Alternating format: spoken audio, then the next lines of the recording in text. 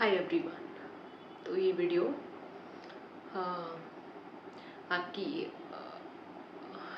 आपने जो mental health को सुना है, समझा है, दुनिया मेंटल हेल्थ से रिलेटेड शब्दों की परिभाषाएं बताती है कि अगर ऐसा ऐसा है तो आपको स्ट्रेस है, ऐसा ऐसा है तो एग्जाइटी, ऐसा ऐसा है तो ओसीडी, ऐसा ऐसा तो डिप्रेशन, ऐसे ही करके बहुत सारे और भी टर्म्स इजाद किए गए हैं और जिनके बारे में हमने पढ़ लिया, सुन लिया, जान लिया, चर्चाएं काफ़ी होने लगी हैं। अब ऐसे में होता कुछ यूँ है, जब तक हमें नहीं पता था कि मेंटल हेल्थ क्या होता है, आज के 10 साल पहले, या पता नहीं, मुझे तो 10 साल पहले इस शब्द का नाम पता चला, या फिर आज के 20 साल पहले, 25 साल पहले, जब इस शब्द को इतना ज़्यादा हमने नहीं प्रचलित किया था, तब हमसे कोई ये नहीं कहता था कि अगर हम सोच रहे हैं, किसी विषय के बारे में सोच रहे हैं, उसे सुलझाने की कोशिश कर रहे हैं, तो हमसे कोई ये नहीं कहता था कि तुम स्ट्रेस बहुत लेती हो। किसी ने नाम नहीं दिया था, कोई नहीं कहता था हमसे कि तुम ना एंशियस बहुत रहती हो, या तुमको ओसीडी है, तुमको डिप्रेशन है, तुमको ये है, तुमको वो है। ऐसे ऐसे शब्दों से कोई हमको नहीं बोलता था, तो हमें नहीं पता था और ना ही हमें लगता था कि हमें ओसीडी है, डिप्रेशन है, या ये डिसऑर्डर है या वो डिसऑर्डर है। बहुत सारे डिसऑर्डर्स हैं। अब जब भी हम कुछ सोचते हैं तो हमें याद आ जाती है, जब भी हम खुद को उलझा हुआ पाते हैं, थोड़ा सा सर दर्द होता है, किसी समस्या पर ठहरते हैं, फिर हमें उस इंसान का नाम याद आ जाता है जिसने कहा था, जब हम सोच रहे थे, जब हम कुछ डिस्कस कर रहे थे, जब हम परेशान थे, कह रहे तुम स्ट्रेस बहुत लेती। तो हमें लगता है हम स्ट्रेस ले रहे हैं, हमें कुछ अच्छा सा नहीं लग रहा है, थोड़ा थोड़ा बोर हो रहे हैं, तो हमने उसे लोलीनेस का नाम दे दिया। भविष्य के बारे में कुछ प्लान करने का मन हुआ, रोड मैप तैयार कर रहे हैं, ब्लूप्रिंट तैयार कर रहे हैं, समझ नहीं आ रहा है, धागा अनसुलझा है, सुलझाने की कोशिश कर रहे हैं। हमने खुद ही पढ़ रखा था ना, किसी ने कहा था ना, विशेषज्ञ ने, तो हमने इसको नाम दे दिया, अरे मुझे तो एग्जाइटी होती है ना, मुझे तो ये वाला डिसऑर्डर है, वो वाला डिसऑर्डर है। अगर आप ये सब मानते रहोगे अपने बारे में और खुद पर दया करते रहोगे, खुद को बेचारी या बेचारा महसूस करते रहोगे, हाय ये वाले सिम्टम्स हैं, ओह मैं तो पूरी दिन रो रही हूँ, सर दर्द हो रहा है, कोई भी नहीं, बात करने का मन नहीं कर रहा है, इंटरेस्ट लॉस हो रहा है, किसी भी चीज़ में मन नहीं लग रहा है, कोई मीनिंग नहीं है, पर्पस नहीं है, ये प्रॉब्लम, ब्रेकअप हो गया, ये जॉब चली गई, वो हो गया, इसका मतलब दिस इज़ कॉल्ड डिप्रेशन, मैं डिप्रेशन में हूँ। अब मैंने एक्ट भी वैसे ही करना शुरू कर दिया। हमने खुद को विक्टिम की तरह देखना शुरू कर दिया और खुद पर दया करने लग गए। हाय मेरा ब्रेकअप हो गया, मैं तो डिप्रेशन में हूँ, मेरा तो करियर फिक्स नहीं हुआ, मैं तो डिप्रेशन में हूँ, मुझे फैमिली समझती नहीं, मैं तो डिप्रेशन में हूँ। क्योंकि हमें बताया गया डिप्रेशन की परिभाषाएं हैं, अगर ऐसा ऐसा हो तो तुम डिप्रेशन में हो, वैसा वैसा हो तो तुम्हें स्ट्रेस है, ऐसा ऐसा हो तो एग्जाइटी, वैसा ऐसा तो ओसीडी, ऐसा। कितना अच्छा होता कि अगर हमें ये सब नहीं बताया गया होता, तो हम थोड़ा थोड़ा स्ट्रेस लेते लेते, अच्छी बात है, थोड़ा कल के लिए सोचते, वो धागा सुलझाते। कुछ कुछ भीतर अनसुलझा है, कुछ भीतर ऐसे ऐसे है, उसको सुलझाना पड़ेगा ना, तो कुछ तो सोचना पड़ेगा ना, थोड़ा तो स्ट्रेस लेना पड़ेगा ना, तो स्ट्रेस तो अच्छी चीज़ है ना। स्ट्रेस किस चीज़ का है? करियर का, तो सोचना तो पड़ेगा ही ना उसके लिए, या फिर रिलेशनशिप का, या फिर घर वालों का, तो उसको सुलझाना तो पड़ेगा ही ना। अगर घर वाले कोई चीज़ कह रहे हैं, समझ नहीं आ रही है, तो हमें घर वालों से सीधी तरीके से बात करनी होगी यार, या जिसके साथ रिलेशनशिप में उससे सीधी तरीके से बात करनी होगी, या अगर कुछ ऐसी चीज़ घटित हो गई जिसके बारे में बात ही नहीं कर सकते, तो उसे स्वीकार करना सीखना होगा यार, है ना।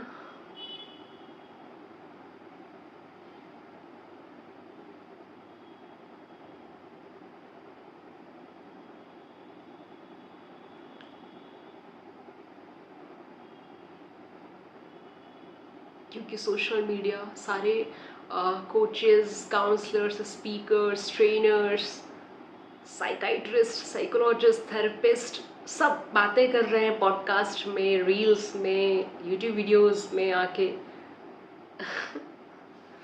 प्लीज़ यार, प्लीज़ प्लीज़ प्लीज़, तुम पुराने ज़माने में चले जाओ, ज़्यादा अच्छे हो, ज़्यादा ठीक हो। मत ज़्यादा जानो चीज़ों के बारे में, जितना जानोगे उतना ही खुद को पागल समझोगे। जानना भी क्या है ये बहुत ज़रूरी है।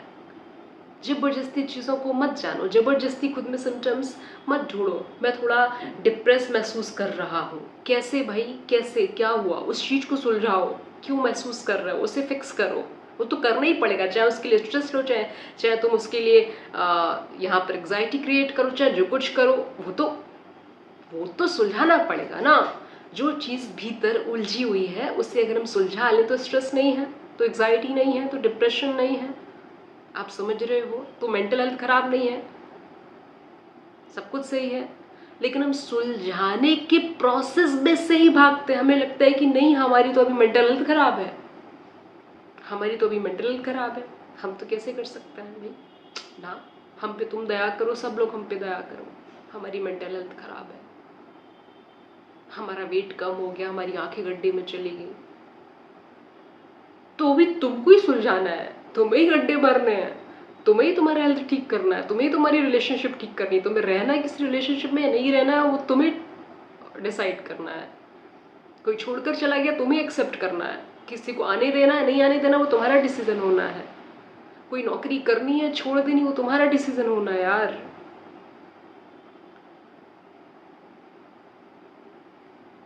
अगर घर वाले परेशान कर रहे हैं तो तुम्हें घर वालों से बनाकर रखनी है, नहीं रखनी, वो तुम्हारा डिसीजन होना है।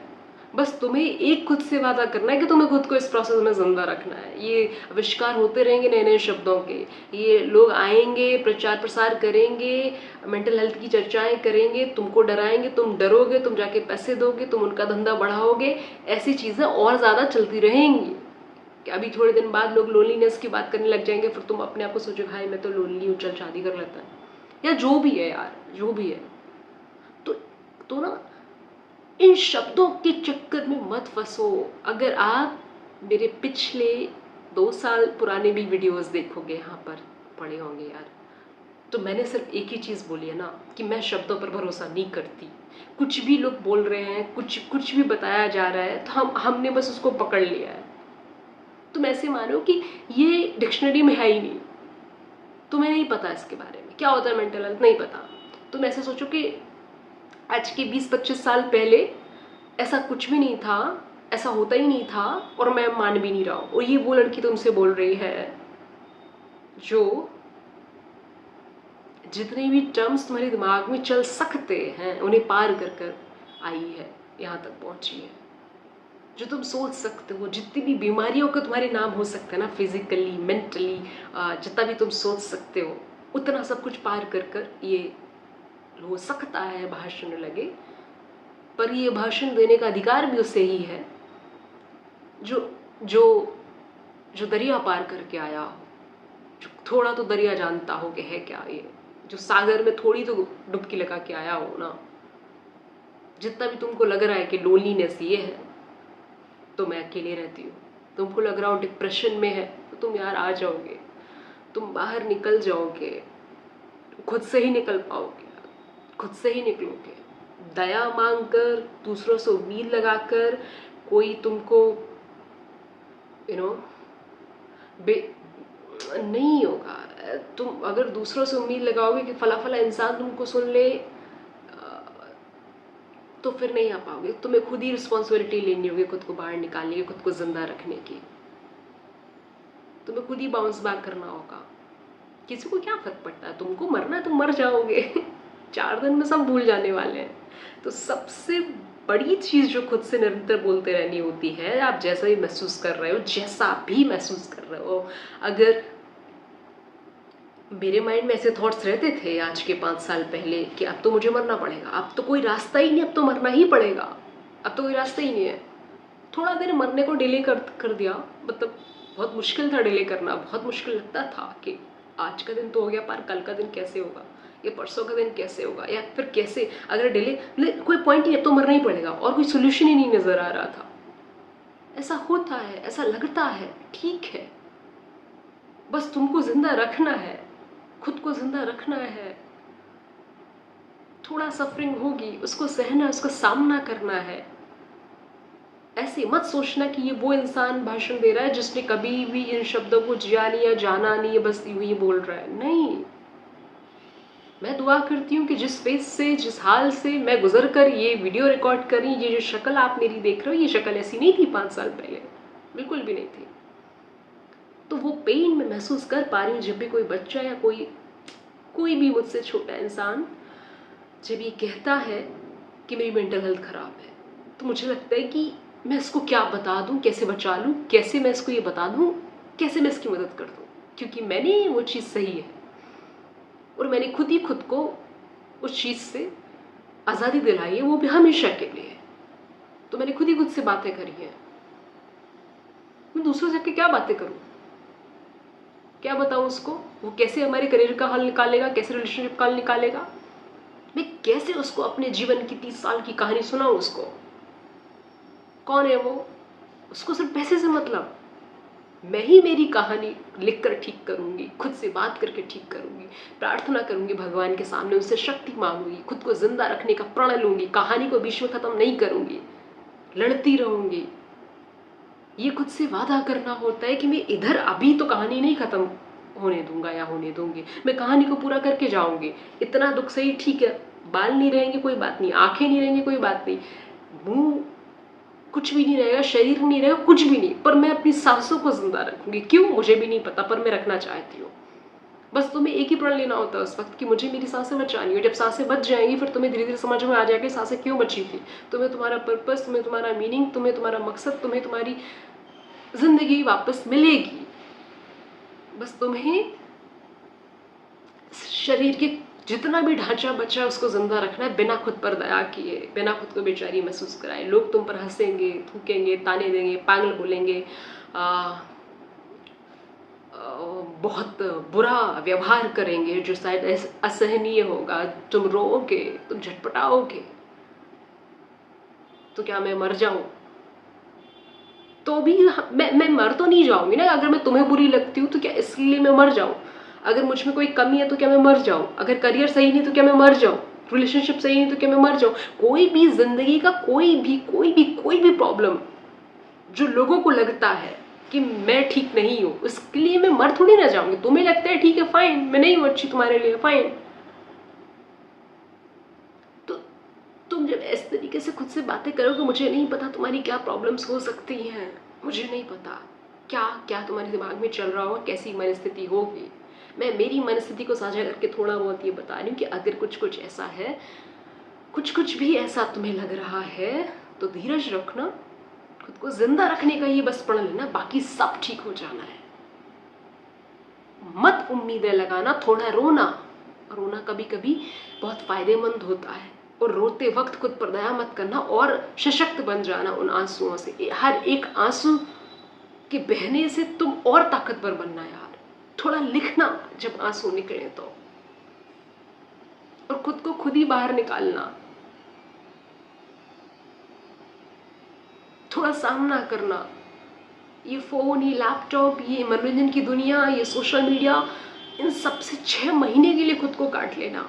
कम से कम 6 महीने तो लगेंगे अगर पूरी तरीके से ट्रांसफॉर्म्ड वर्जन। मैं से पुनर्जन्म कहती थी कि मुझे पुनर्जन्म लेना है। आप अपने आप से बात करो, आपको क्या कहना है मुझे नहीं पता। मैं अपने आप से ऐसे बोलती थी और मुझे नहीं पता था कि मेरा फ़ोन कहाँ है 6 महीने के लिए। लाइक पूरे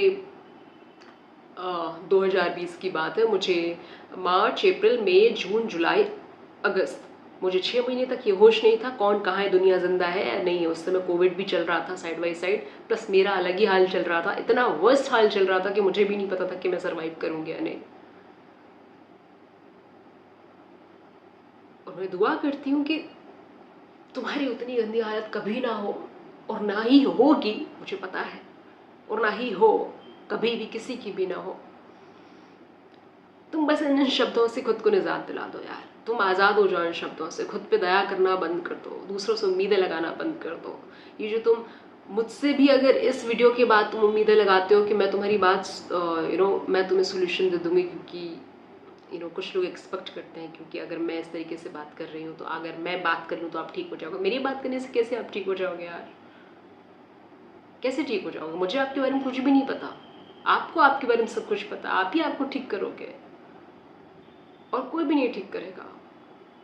तो मत मुझसे भी उम्मीदें लगाना, मत किसी भी पर्सन से उम्मीद लगाना जो तुम इस स्क्रीन में देख रहे हो। प्लीज अपना खूब ख्याल रखो, हिम्मत रखो, धीरज रखो, खुद को जिंदा रखो। बस एक मंत्र बार बार बोलना है कि मुझे जिंदा रखना है खुद को, चाहे जो कुछ हो जाए। मैं खुद को जिंदा रखना चाहता हूँ या चाहती हूँ, क्यों नहीं पता। मैं खुद को मैं कहानी क्यों खत्म कर दूं यार? नहीं करूंगी खत्म, मैं और लड़ूंगी, और बुरे से बुरा क्या हो सकता है मैं सामना करूंगी। मैं देखना चाहती हूँ कि और क्या क्या हो सकता है, मैं देखूंगी, पर मैं खुद से खुद को खत्म नहीं करूंगी। हार तो नहीं मानूंगी, मैं लड़ूंगी।